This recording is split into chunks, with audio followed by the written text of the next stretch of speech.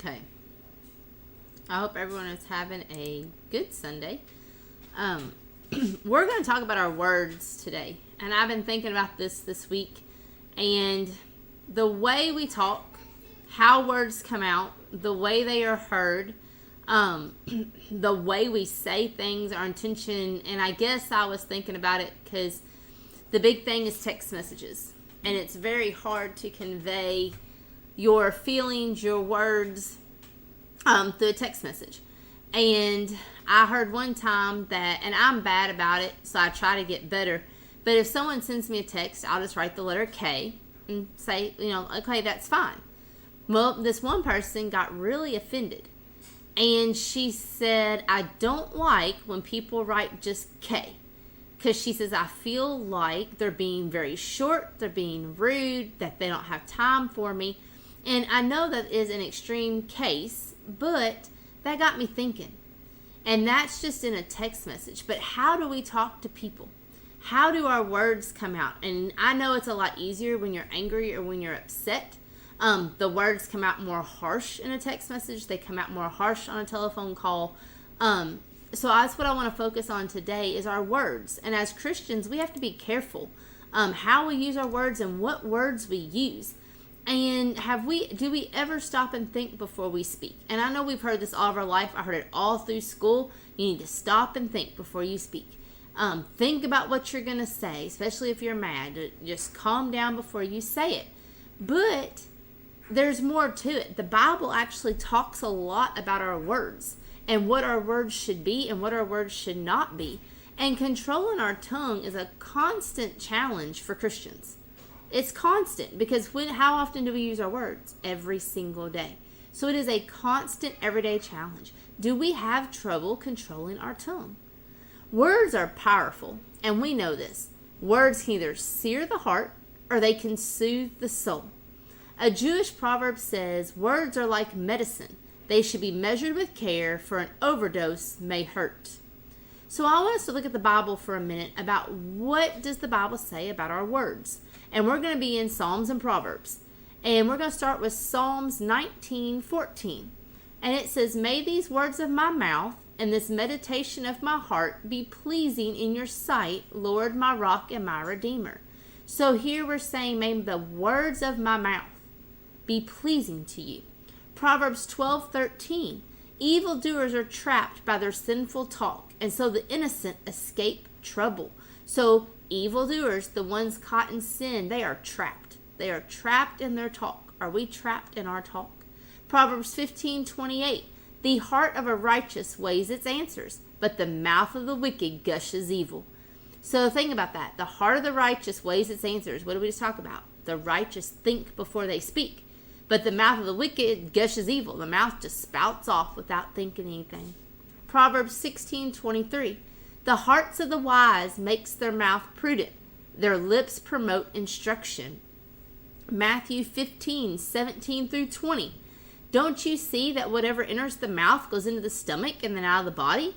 But the things that come out of a person's mouth come from the heart, and these defile them. For out of the heart come evil thoughts, murder, adultery, sexual immorality, theft, false testimony, slander. These are what defile a person. But eating with unwashed hands does not defile them. So in verse 18, it says the things that come out of a person's mouth come from the heart. What comes out your mouth is what you have inside of you. What are we putting inside of us? What thoughts are we putting inside of us? Because I think of the saying, what comes in is going to come out. And do we have that filter? Do we have what Christians need to have? Do we think about what we're going to speak? All these verses, they say our words are very important, and we have to be careful how we use them and give them some thought. Give our words some thought. We do some things to our words to make sure that we are being the best Christian we can be. And to do those things that I'm going to talk about in a minute, I'm going to compare it to salt. We're going to call it salting our words, okay? And what does salt do? Salt adds flavor. So that's the first thing. Salt flavors. Salt can take a bland dish and make it tasty. Same as our speech. If our speech is bland, not nice, full of bad things, I guess, or evil, or negative. I guess negative is the word I'm looking for. If our speech is always negative, hateful, what if we put some salt on it? And what I mean by that is our words should be wholesome and tasteful, not bland. So we need to add some salt to our words and have tasteful words come out, not ugly words. In Matthew 5:13, we are called the salt of the earth. So we're supposed to be what? The tasteful of the earth. We're supposed to be an example. It says, you are the salt of the earth, but if the salt loses its saltiness, how can it be made salty again? It is no longer good for anything except to be thrown out and trampled underfoot. So we are the salt. We are the tasteful talk of the earth. We're the wholesome talk. But what happens when we lose our saltiness? We're not good for anything. And remember back in the Psalms and the Proverbs that we read, it was all about our evil words. Evil turns to sinful talk. That's what happens when we lose our saltiness. We're not being the Christian we should be.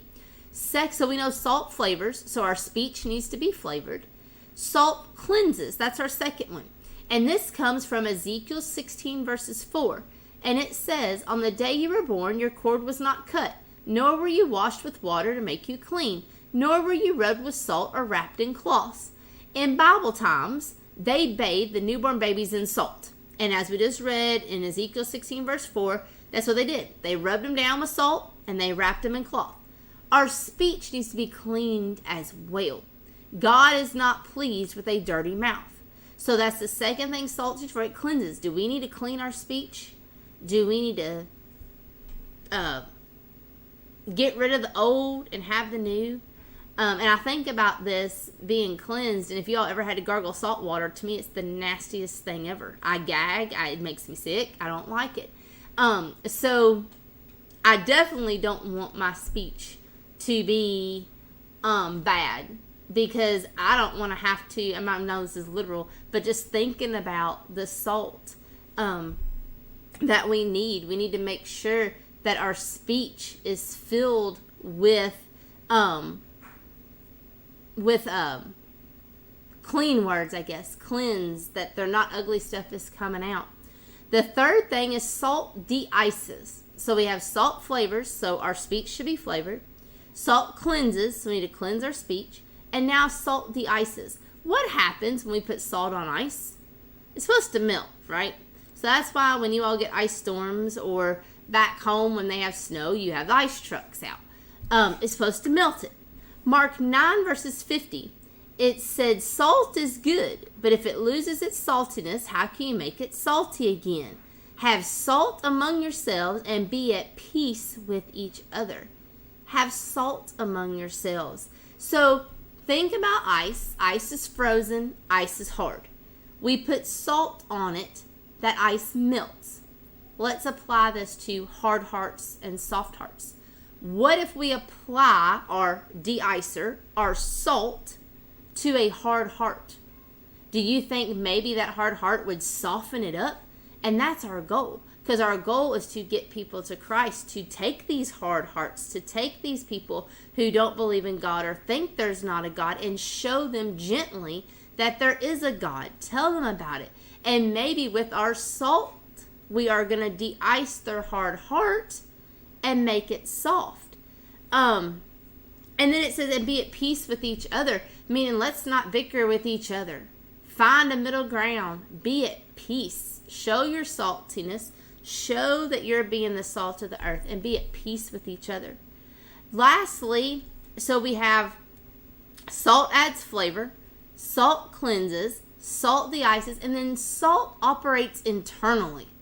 So when we put salt on our food or in whatever we're making, we mix it in typically, and I think of watermelon, because that's what we just had this week at our house. And even when you put the salt, it sinks into the watermelon.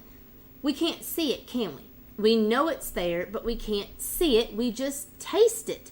And just like the salt that is mixed into our food, where does our speech come? And we talked about that before. Our speech comes from inside. Our speech is controlled inside. We can't see our speech, but we can feel it when those harsh words come out. We can feel it when somebody says something ugly to us, when someone hurts our feelings, when someone makes a comment that degrades us or talks down about something that we really cherish or we really care about. We feel it. We can't see those words, but we can feel it. Just like salt operates internally in our food, our speech operates internally with us. And that puts us at our next point. Well, where do we get our speech from? Well, it's what we put in our minds. It's what we watch on TV. It's what we hear on the radio. It's the social crowds that we're in. It's the environments we put us in. It's the books we read. It's anything you do that you're putting into your body is going to come out. So if I'm with a certain group of people that act a certain way, what's going to happen? I'm going to start acting like them, right? I'm going to start talking like them. I see this a lot with kids that are growing up. Oh, I want to be like so-and-so. Well, why? Because they're looking up to them, they're watching them. They say, they want their shoes, they want their clothes, they want their makeup, they want their sporting equipment if they're a sports player. Oh, we got to have this certain bat because so-and-so uses this bat when they play ball. Or we have to have this type of shoe because it's going to make me run faster and jump higher because this athlete has them. What do we do? And I know those are not really extreme thoughts because that's how we work. But, and I'm not saying those are bad things. Those are not bad thoughts. But what if we surround our people that are constantly negative? Constantly. Nothing's good with their spouse. Their kids are terrible. Their work environment is terrible. Their vehicle is terrible. Their house is terrible. I mean, nothing. They're never happy. They're never happy. They're always wanting something more, and something's wrong with everything. When we're around them, and the more we're around them, doesn't that kind of rub off on us? Don't we start to be kind of negative too? So what are we putting inside of us? Are we putting the pure positive thoughts into our mind? Are we putting the words that are tasteful? Or are we putting words I shouldn't say putting our words. Are we putting thoughts in our mind that make our words come out that leave an awful aftertaste? Those words that sting. Those words that break relationships. Those words that hurt. Which one are we doing? As Christians, I hope our words are tasteful. I hope they're full of salt. I hope they're what we're supposed to be doing. And I know, like we said at the beginning, this is an everyday struggle. We're constantly talking. Circumstances can make you change your attitude, but we've got to stop and always make sure our words are tasteful. Are we seasoning our words with salt? How do our words taste today? I don't know when you all watch this. If you are watching this first thing in the morning, maybe it's something to think on your mind of, okay, maybe my words need to be tasteful today. If you're watching this at night and think back on your day, well, what could I have said differently? What could I have done differently? How could I have handled that differently? If we want to bring people to Christ, which is our ultimate goal, which is what every Christian should want to do, we must guard our lips carefully. Rash words are not going to bring people to Christ. And there's no truer statement to me than that right there. We are not going to get someone to come to church if we're ugly all the time, if we say bad things all the time, if we're negative all the time. You're not going to bring somebody to Christ. You're going to turn them away. So we got to think about, and I think that our words have more influence on people that we see every day. So our family, our coworkers. Now, I'm not saying that when I go to Walmart once a week that my words don't, maybe they could hinder that person for the rest of the day, that could make their day. We have taught our children every time we go somewhere, at every store, they say, have a good day. And there have not been some good responses from that, but they still say it. And my kids, though, most of the time, the worker will say, thank you, you too. Sometimes the worker looks at us and says, yeah, right. Sometimes the workers just turn around and walk off. We've had that happen, and my kids are looking at me like, why'd they do that? But I was telling them you did the right thing. So yes, we do have influence in those situations on people we don't see every day, but I think we have more of an influence on the people we see day in and day out. And so I just want us to think about our words this week. And I've got the lesson from a book called Seasoning Your Words by Nancy Ekman. And I have been looking at that for a while, and I decided that's what I would go with today for our devotional.